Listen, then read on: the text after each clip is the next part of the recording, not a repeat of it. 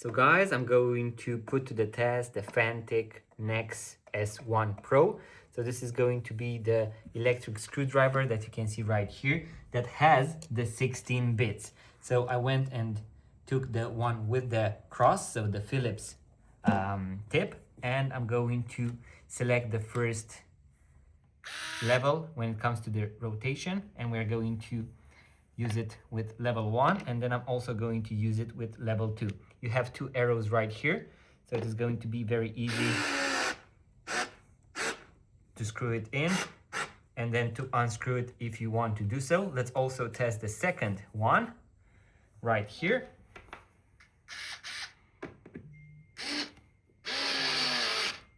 You can easily feel a difference when it comes to the levels. And let's also try the level 3, just a moment.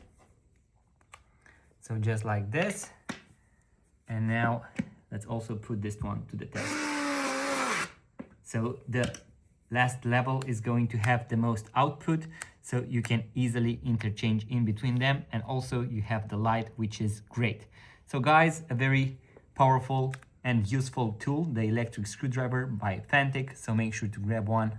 I am sure you are going to love it, guys.